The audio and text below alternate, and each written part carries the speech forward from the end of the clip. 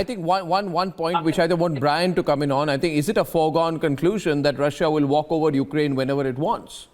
Because the voices we hear from Ukraine are there will be bloody fighting, and Putin may be biting off more than he can chew. It's all right to apply the pressure when it's one-sided, Brian, but everyone's saying from Ukraine that Ukraine is not Crimea, 2022 is not 2014 or 2015. First of all, in answer to your question, what Vasily just said a second ago, Ukraine was not the only country to give up its nuclear weapons. Kazakhstan and Belarus also did, by the way, and the United Kingdom and the US have breached the terms of the Budapest Memorandum regarding Belarus by interfering in its domestic politics. But anyway, that's another question. About that, there is no doubt that any Russian incursion into Ukraine now would not be like Crimea in 2014.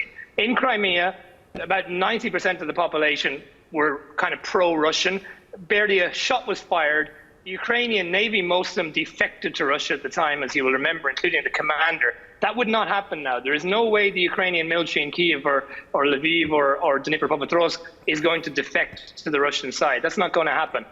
But the point about it is that there's a misconception here, I think, that if there were a Russian invasion of Ukraine, which I don't think there will be, that it would be a Second World War type conflict. I mean, Russia has like America, Russia has overwhelming air, missile and technological superiority over Ukraine. It'd be much more like what Ukraine did in Iraq back in, or it's not Ukraine, sorry, the USA did when it legally invaded Iraq 20 years ago. It'd be much more like that than it would be like, Stalingrad or something. I mean, they're not, they're not going to send in 500,000 men, or women nowadays and try to occupy cities. That's not going to happen. I mean, if there ever were a war between Russia and Ukraine, it would be something more like Desert Storm than Operation Barbarossa. I mean, that's the reality. Of course, nobody wants that war. And what Vasily said is totally correct. Nobody in Russia or Ukraine wants a war.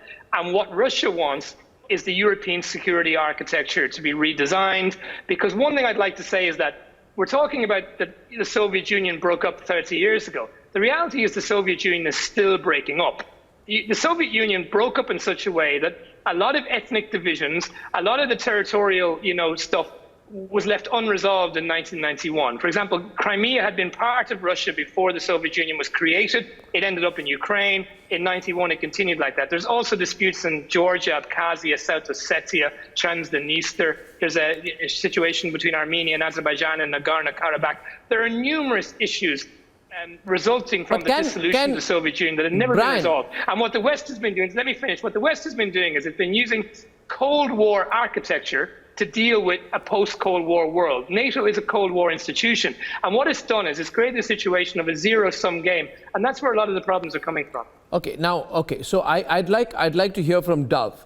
First of all, you took the example of Iraq. And that the fact is that America initially all supported Saddam Hussein through the 1980s, and they used them vis-a-vis Iran. And then they entered Iran on claims of WMDs which were never found. So the Iraq example is an example of a country that got it completely wrong. My question is, and Dov, just taking off from what Brian McDonald said, can Russia afford to make a mistake like that? Because I see a lot of resistance. One may agree or not agree, but there is resistance from the Ukrainians. At least a sizable section say we'll fight you on every street. We're not going to welcome you with roses. Given Russia's the economic compulsions it has, it wants to be part of a leader of a European security architecture, but it's also got financial dealings. It's got so much at stake. Can it afford a long-drawn conflict in Ukraine? Not a quick one. Can it afford a long-drawn conflict in or with Ukraine, Dov? I think the answer is absolutely not. And I would argue that whatever their control of the air or control of technology, the fact is the Ukrainians are going to fight them tooth and nail. It'll be partly a conventional war. Nikolai. And if the Ukrainians are pushed all the way back, and remember, they're being resupplied.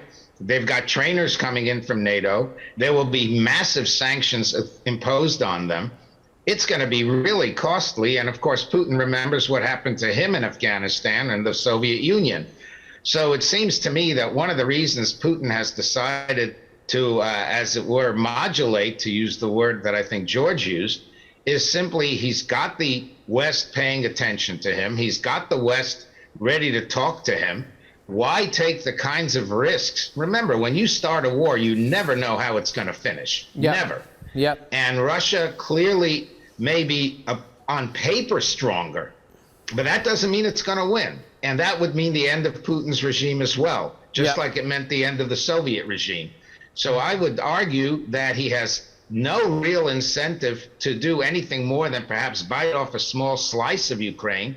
He may not even want to do that anymore. He's got the West talking to him, and he will come out and say he won, but